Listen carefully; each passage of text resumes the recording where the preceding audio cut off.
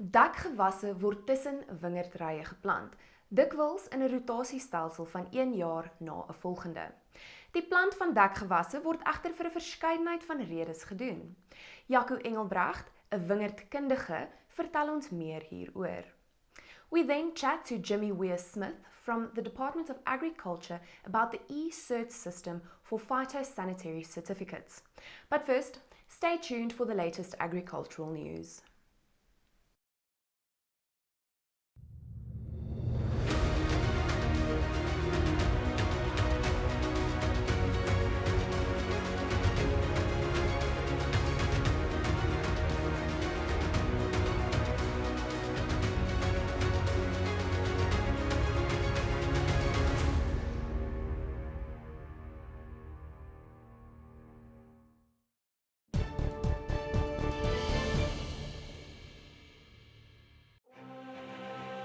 Wat die natuur kort, sal voermol voorsien. In the news, the wool market performed well during this week's auction, with the non-RWS wools increasing by 4.5%. RWS wools closed 2.8% higher on R179.53 per kilogram, with a good overall sales clearance of 81.5%. According to a statement by Cape Wools, the market was supported by a weaker South African currency, as well as a steady market performance in Australia amidst continuing market challenges. The Australian market has another good week and increased by 1.9% from their previous sale. BKB se bokhaarbesigheid, the House of Fibre, het onlangs 'n splinternuwe pakhuis in Dekgewasse ryker geword. Die nuwe perseel beslaan 13,000 vierkante meter en bestaan uit slegs een vlak. Wat dit egter uniek maak, is die feit dat dit geheel en al onafhanklik sal wees van die land se kragnetwerk. Volgens beheer van 'n vyfer van the House of Fibre sal dit die grootste sonafhanklike bokhaar pakhuis met alles onder een dak ter wêreld wees. 'n Stelsel om die pakhuis onafhanklik van Nelson Mandela Bay se munisipale watertoevoer te maak, is ook op die kaarte. Gernie Botha is onlangs as die nuwe hoofbestuurder van Vrystaat Landbou aangestel. Botha is in 2014 aangestel as regsadviseur van Vrystaat Landbou se veiligheidslesenaar en is later bevorder na operasionele bestuurder. François Wilken, president van Vrystaat Landbou, sê die organisasie se bestuur is opgewonde oor Botha se aanstelling. En dit is dan ook vandag se nuus. What nature lacks, voermol will provide.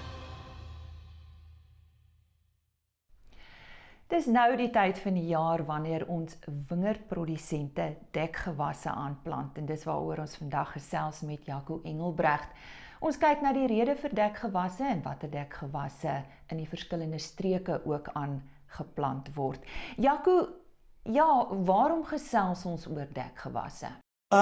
Wel, wat baie mense nie besef nie, is 'n wingerdboer, of dit 'n tafeldryfboer is en of dit nou 'n wyndryfboer is, hy het eintlik 'n paar professies as 'n boerder. Hy doen 'n paar vertakkings. Tydens die seisoen boer ons wyndrywe of wingerde. Maar dan het ons 'n groot verantwoordelikheid eintlik om saaiboere ook te wees. En die saaiboertyd is nou, wanneer ons nou begin saai in die Swartland in die Weskaap. En dit speel 'n baie belangrike rol vir ons met ons ek dink die Engelse woord is regenerative farming. Ek het nie die korrekte Afrikaans vir dit nou nie. Maar ons bou ons grondgesondheid. So ons saai verskillende dekgewasse of verskillende gewasse in wintertyd om ons grond te bedek en ek dink ons sal net by dit uitkom oor waarom ons hierdie saai en watse cultivars ons opsies het. So die tyd om te saai is nou. Dis droog. Ons sit in 'n baie moeilike begin vir hierdie seisoen. Maar as ek na ons weertendense kyk, ek het laasweek 'n vergadering gehad met een van my kliënte. Ons het 2 jaar gelede presies dieselfde gesit as nou. Ons het 2 jaar gelede ook gesit met 'n laat winter.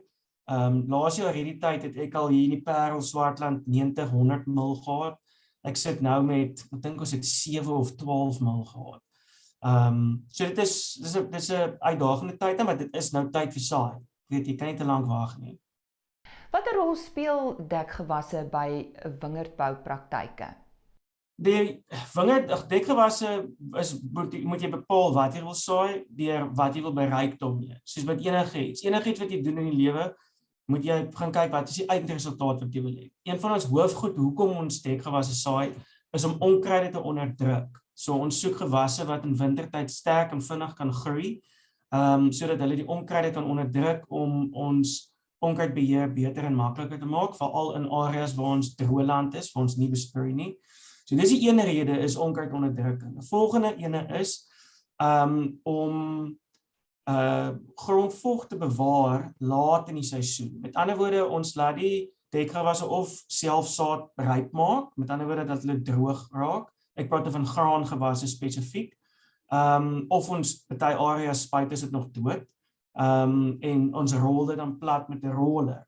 So hy maak dan 'n lekker mat wat hy jou oppervlak temperatuur verdamping bekamp. Met ander woorde, in somertyd as dit begin warm raak, lê die lekker mat strooi op jou oppervlak.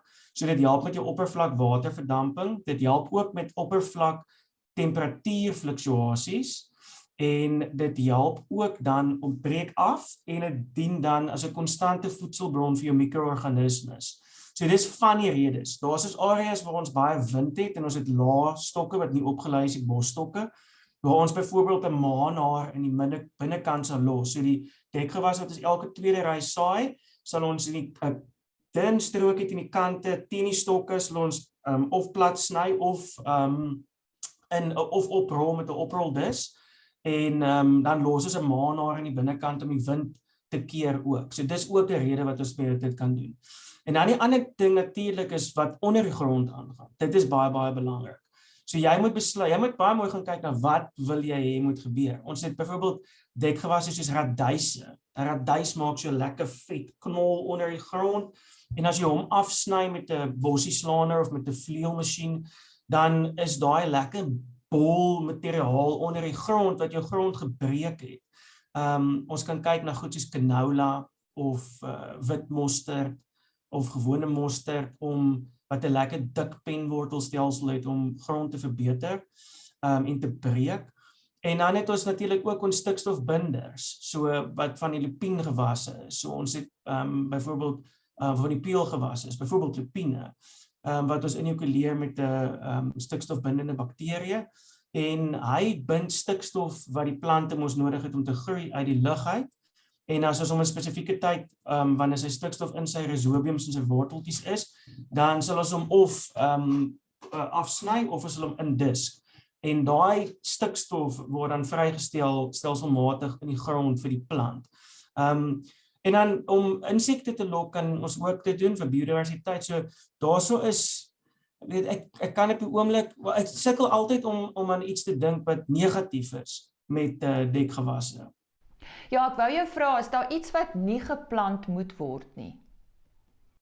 Daar is definitief in die droëland areas byvoorbeeld moet ek moet so vroeg as moontlik. Ek soek 'n dekgewas wat vinnig uit die blokke uit is nou, wat vir my baie vesel kan gee in wintertyd.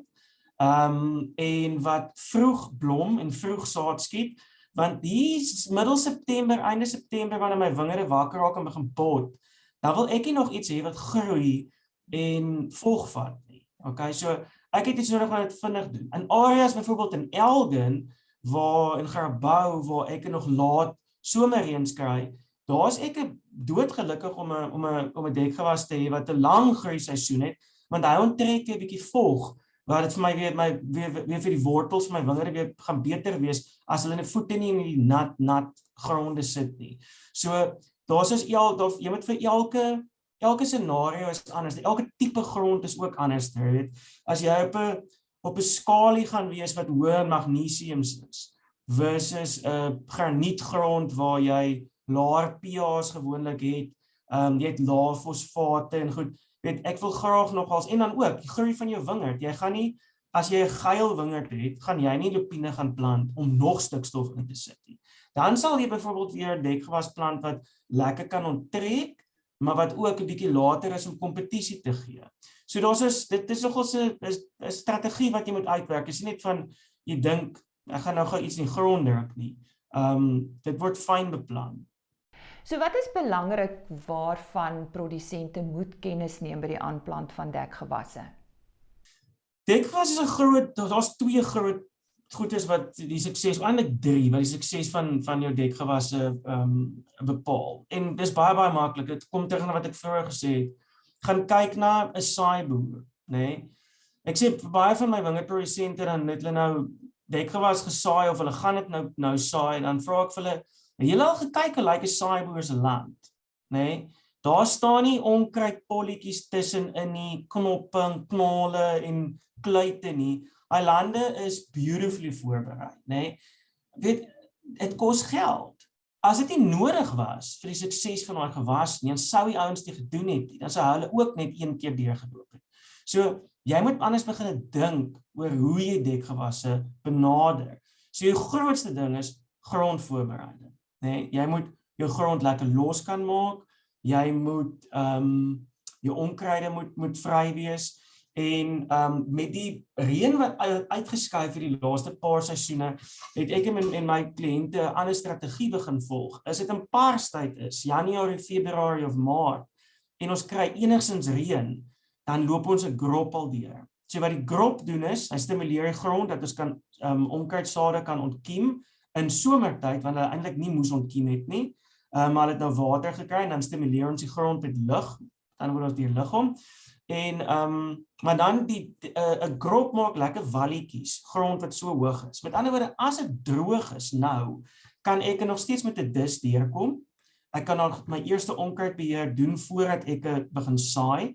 Ek kan die grond nog steeds losmaak en omdat ek daai walletjie grond het, kan ek my dekgewas saai. So ons kan in die droë gronde saai want ons het nie hierdie groot swaar trekkers wat die saaiboere het wat in 'n klein wingerdrytjie kan ingaan nie. En partykeer boer ons op skynsters, dan kan ons nog minder met so 'n trekker ingaan. So weer eens, jy moet fyn beplan, jy moet wakker wees, jy moet 'n strategie. So grondvoorbereiding is baie belangrik. Die ander ding is betroubare saadbronne.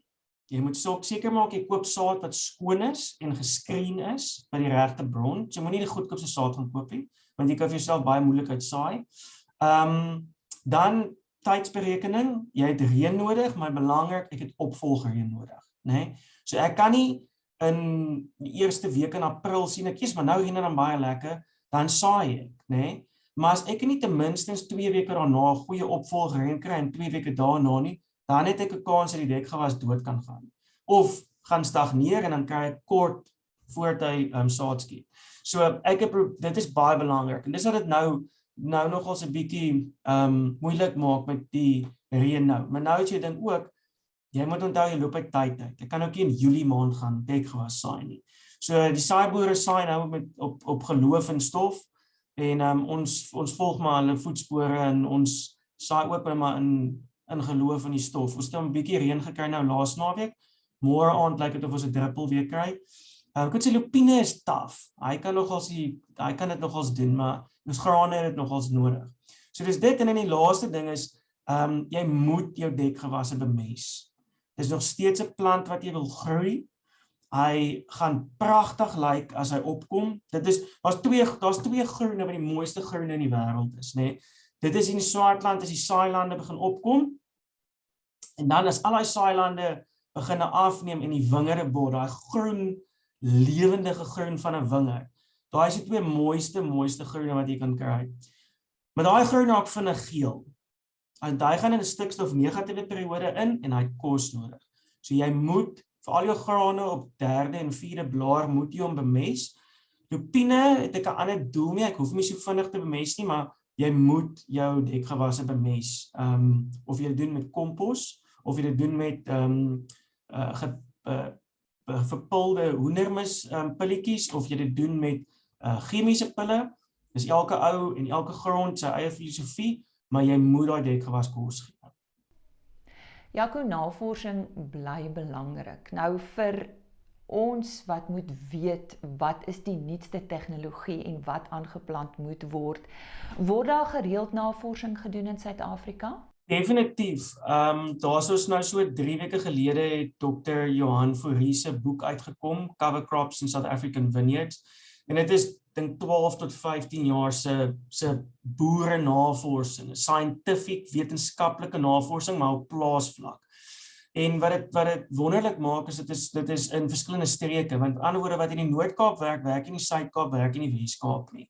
So dis 'n handleiding tot verskillende cultivars, grondtipes, hoe om dit te doen, foute wat jy maak en wat jy nie hoef te maak nie. So dis 'n wonderlike boek. So die navorsing Suid-Afrika veral in die wynbedryf is op die voorfront van dekgewasse veral.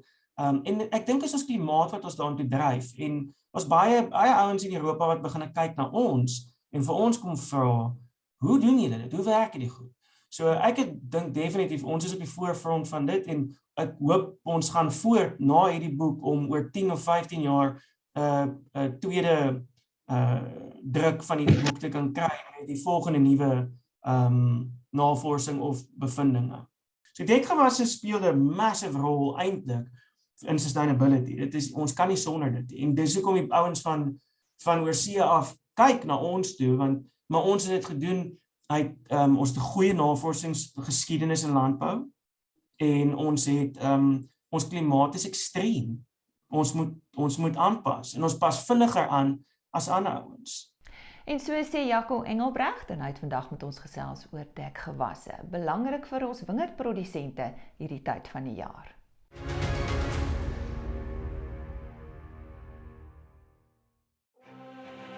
ABE Biotech. Fermentasie is gelyk aan prestasie. Goeiemôre kykers, rooi vleispryse het so 'n bietjie gemeng gereageer in week 18 van die jaar. Die SA2 karkaspryse het met 3.8% gestyg, maar die C2 karkaspryse het met 0.8% gedaal en die speenkalfpryse is ook 0.5% swakker gewees. Skaap en lamvleis aanbetref, het die A2 lamkarkasprys ook met 1.7% gestyg, terwyl die C2 prys met 1.5% gedaal het, maar die speenlampryse is met 'n goeie 3.1% op. Varkvleispryse het week op week met 2.9% toegeneem. Afgelope week se wolveiling het die skoon responsible wool standard wol se indikatorprys met 2.8% gestyg vanaf die vorige veiling, terwyl bokhaar se prys met 3.2% gedaal het vanaf die vorige veiling. Geelmielie-prys, naaste maandprys is week op week 3% hoër, terwyl koring 6.3% duurder is, sojabone 1.5% goedkoper en die sonneblomprys 0.8% op. Die rand het weer swaar getrek in die vernaamste wisselkoerse en dit is maar as gevolg van hoë inflasie wêreldwyd en lande wat besig is om rentekoerse te verhoog. Week op week 3.7% swakker teenoor die dollar en 2.1% swakker teenoor die euro.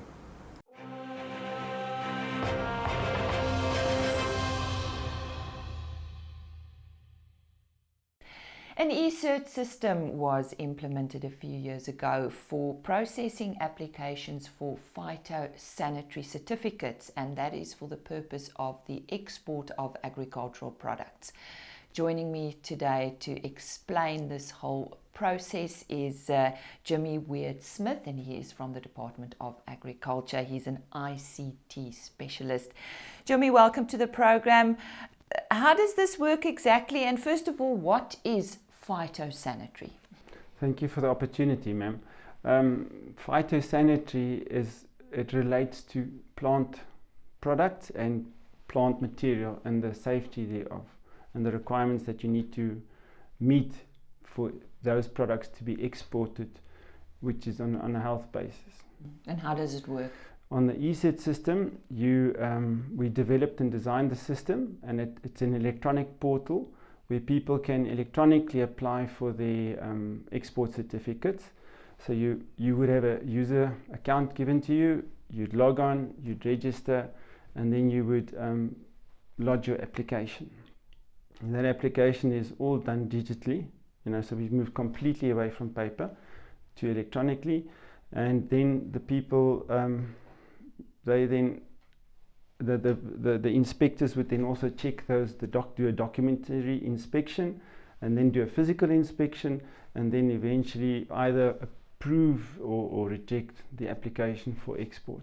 And that's to meet the phytosanitary requirements of the importing countries, because each country has got certain restrictions or requirements for products coming into their country, and we are the exporters of those products. So when was this implemented? It was implemented in 1 November 2019. We started with grapes. Remember, there was a bumper year we had. And then in April of 2020, just as COVID started, we did the phytosanitary, all the phytosanitary products, like products that go to the European Union, which is citrus, that needs phytosanitary certificates. And then for China, there's apples, and then there's other markets. So from 1 April 2020, it's all the phytosanitary required certificates that are on that system electronically. Just talk to us about the benefits of the system. You can talk to the industry. They were always fighting with us because the turnaround times were slow.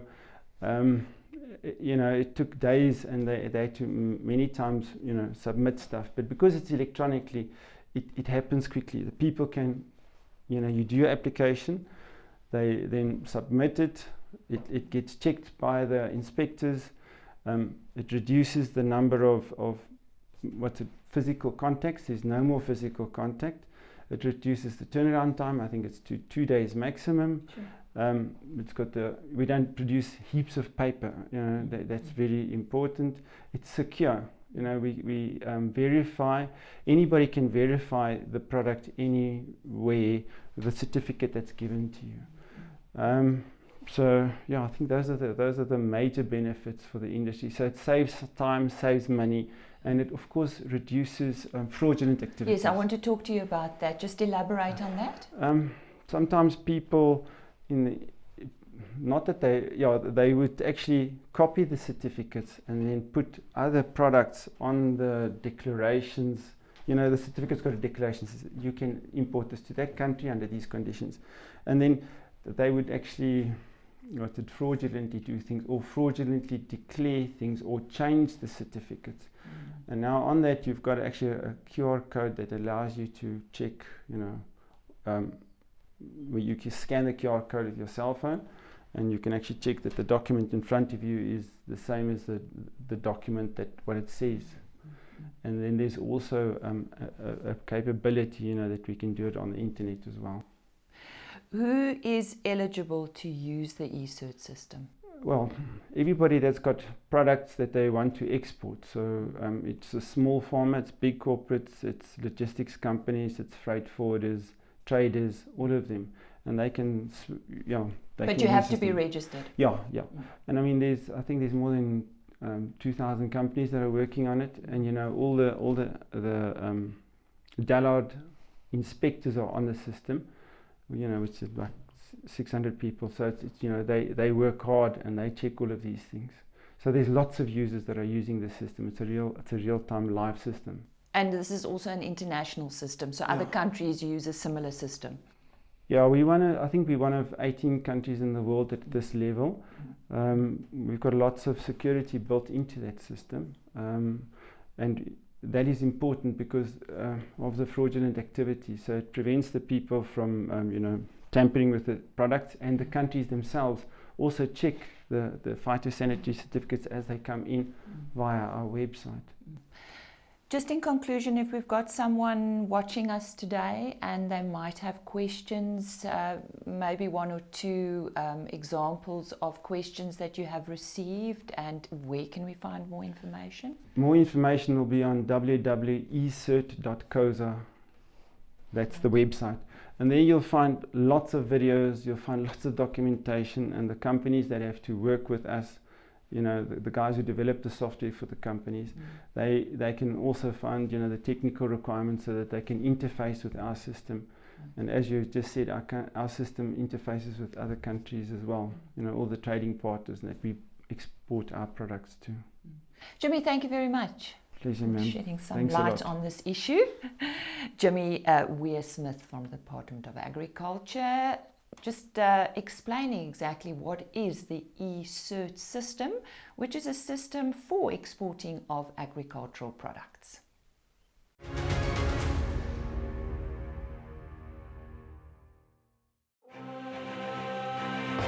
BKB, die betroubare tuiste van landbou.